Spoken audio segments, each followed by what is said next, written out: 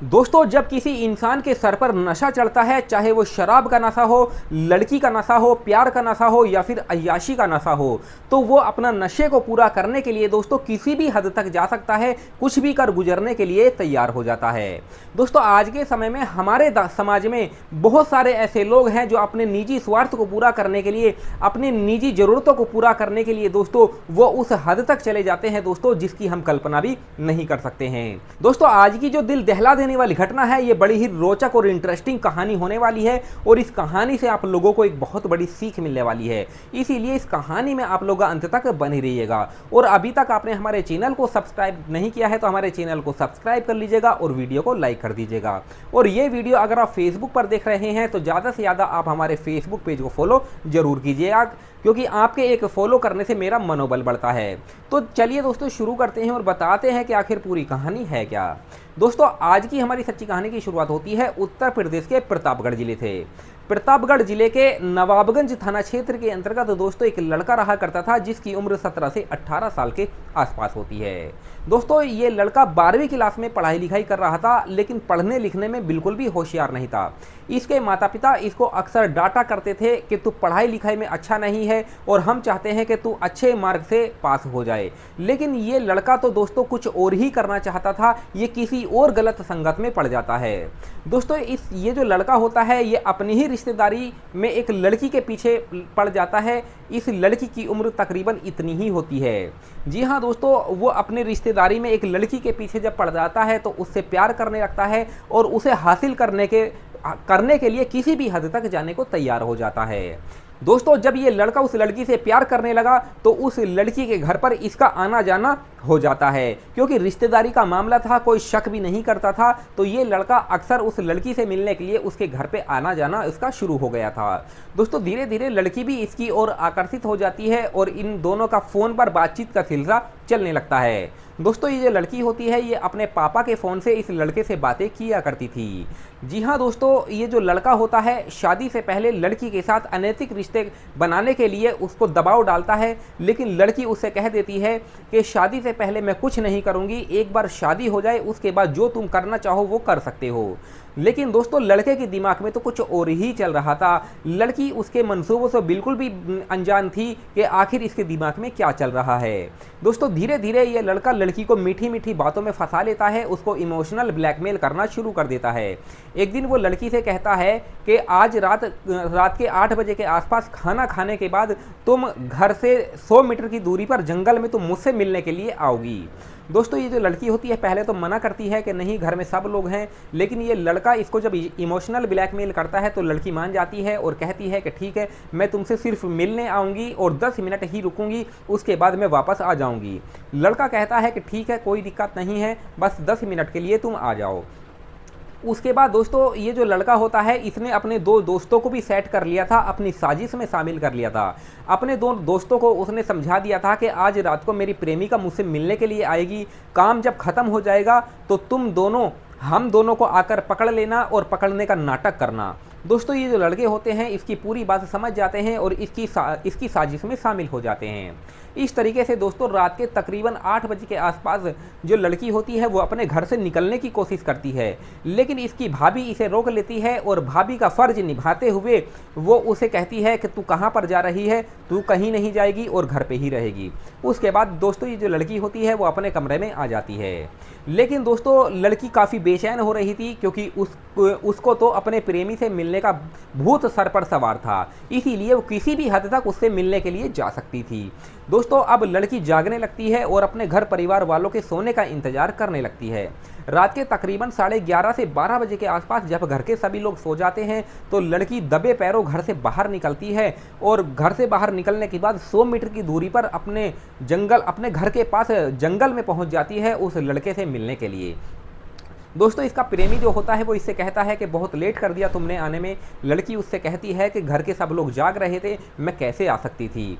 उसके बाद दोस्तों, जो लड़का होता है इसको मीठी मीठी बातों में फंसाने लगता है और इसके साथ अपने अनैतिक रिश्ते बनाने के बारे में बात करने लगता है। लड़की पहले तो मना करती है कि नहीं, मैं ऐसा कुछ भी नहीं करूँगी, एक बार हम दोनों की शादी हो जाए उसके बाद जो तुम चाहो वो कर सकते हो।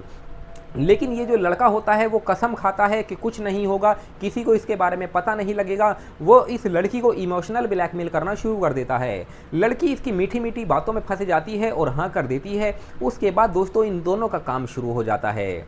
तकरीबन आधा घंटा जब काम चलता है दोस्तों, जब इस लड़के का काम खत्म हो जाता है तो पीछे से इसके दो दोस्त इन दोनों को रंगे हाथ पकड़ लेते हैं। दोस्तों ये जो लड़के होते हैं दोनों हट्टे कट्टे लड़के होते हैं और लड़की से डिमांड रखते हैं कि हम भी तुम्हारे साथ इसी तरीके का काम करेंगे जिस तरह का काम तुम इसके साथ कर रही थी। दोस्तों लड़की मना करती है और कहती है कि नहीं नहीं, मैं इस तरह का काम नहीं करूंगी। लेकिन दोस्तों ये जो लड़के होते हैं ये दोनों हट्टे कट्टे होते हैं और लड़की के साथ जोर जबरदस्ती करना शुरू कर देते हैं। दोस्तों दो हट्टे कट्टे लड़कों के सामने ये लड़की बेबस हो जाती है और कुछ भी नहीं करती है। उसके बाद दोस्तों ये दोनों लड़के मिलकर इस लड़की के साथ दरिंदगी करना शुरू कर देते हैं। थोड़ी देर के बाद दोस्तों लड़की दर्द से करहाने लगती है, चीखने चिल्लाने लगती है। तभी इन दोनों लड़कों को लगता है कि यार गांव पास में है, अगर लोगों को पता लग जाएगा तो कहीं ना कहीं हम पकड़े जाएंगे। इसीलिए एक लड़का जो होता है वो इसके मुंह पर हाथ रख लेता है और मुंह दबा लेता है ताकि इसकी चीख पुकार बाहर तक ना जाए। और दूसरा लड़का जो होता है वो अपने काम में मशगूल होता है और लगातार वो उसके साथ वही कर रहा था। इस तरीके से दोस्तों थोड़ी देर के बाद जो लड़की होती है वो झटपटाने लगती है, कहीं ना कहीं उसकी सांस रुकने वाली थी और धीरे धीरे दोस्तों लड़की की तड़प तड़प कर मौत हो जाती है। जब लड़की की मौत हो जाती है तो तीनों दोस्त घबरा जाते हैं और अपना जुर्म छुपाने के लिए दोस्तों एक प्लान बनाते हैं, एक साजिश बनाते हैं और लड़की के शव को वहाँ से उठाते हैं और वहाँ से तकरीबन 500 मीटर की दूरी पर एक बाग में ले जाते हैं और एक रस्सी से उसको टांग देते हैं ताकि पता लगे कि लड़की ने आत्महत्या की है। उसके बाद दोस्तों ये सब करने के बाद ये लोग वहां से फरार हो जाते हैं। फिर अगले दिन जब सुबह होती है तो गांव के लोग जो टॉयलेट करने के लिए गांव मतलब वहां पर जाते हैं, बाग में जाते हैं और लड़की का टंगा हुआ जब शव देखते हैं तो लोग चीखने चिल्लाने लगते हैं, शोर मचाने लगते हैं। इधर लड़की के घर परिवार वाले भी अपनी बेटी को ढूंढने के लिए इधर उधर देख रहे थे लेकिन उनकी लड़की कहीं मिल नहीं रही थी। लेकिन जब बाग की बात आती है कि एक लड़की का शव बाग में मिला है तो लड़की के घर परिवार वाले जब उस बाग में जाते हैं तो अपनी बेटी की शनाख्त करते हैं और पता लगता है कि उनकी बेटी तो यहाँ पर है। उसके बाद दोस्तों घर परिवार वालों में कोहराम मच जाता है, लोग रोने लगते हैं कि आखिर ये कैसे हो गया है।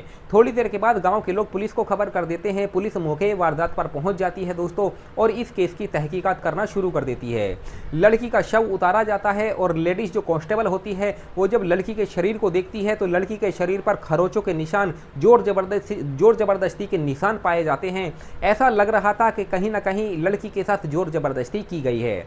उसके बाद लड़की का शव को पोस्टमार्टम के लिए भेज दिया जाता है। जब पोस्टमार्टम की रिपोर्ट आती है तो उसमें साफ साफ लिखा हुआ था कि लड़की की दम घुटने से ही मौत हुई है और उसका शारीरिक शोषण भी हुआ है। उसके बाद दोस्तों पुलिस जो होती है पूरा मामला साफ हो जाता है कि लड़की ने आत्महत्या नहीं की है बल्कि इसके साथ तो जोर जबरदस्ती की है और इसका तो खून हुआ है। उसके बाद दोस्तों जो लड़की का फ़ोन होता है उसके माता पिता से पूछा जाता है क्या आपने इसको फ़ोन दे रखा था। लड़की के माता पिता मना करते हैं कि नहीं, हमने इसको फ़ोन नहीं दिया था, बल्कि लड़की का बाप कहता है कि मेरा फ़ोन अक्सर ये चलाया करती थी। उसके बाद लड़की के पिता के फ़ोन की कॉल डिटेल जब खंगाली जाती है तो घटना वाली रात से मतलब शाम के वक्त जब कॉल डिटेल निकाली जाती है और लास्ट लोकेशन जब निकाली जाती है तो लड़की के रिश्तेदार का जो लड़का था उसी की कॉल डिटेल सामने आती है और उससे मतलब लड़की से काफ़ी टाइम तक बातें भी हुई थी। उसके बाद दोस्तों जो पुलिस होती है वो इस लड़के को गिरफ्तार कर लेती है और इसे थाने लेकर जब आती है और इसकी जब अच्छे से कुटाई करती है तो ये अपना जुर्म कबूल कर लेता है और पुलिस को बताता है कि कैसे उसने दो दोस्तों के साथ मिलकर साजिश रची और साजिश रचने के बाद लड़की के साथ गलत किया, उसका शोषण किया जिस वजह से उसकी मौत हो गई।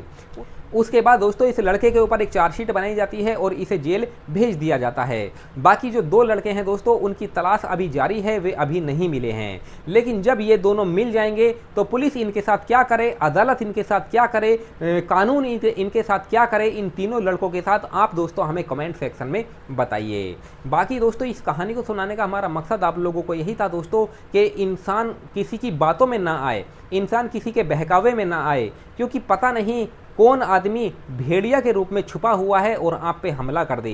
इसीलिए दोस्तों ये जो मासूम सी लड़की थी, इसको ये भी नहीं पता था कि आखिर ये लोग मेरे साथ क्या करने वाले थे। वो तो सीधे साधे तरीके से सीधा मन लेके उससे मिलने चली जाती है, लेकिन उसे नहीं पता था कि आज रात उसकी आखिरी रात होने वाली है। बाकी दोस्तों इस कहानी से आप लोगों को क्या सीख मिली, आप हमें कमेंट सेक्शन में ज़रूर बताइए। चलिए मिलते हैं फिर किसी और वीडियो में, तब तक धन्यवाद।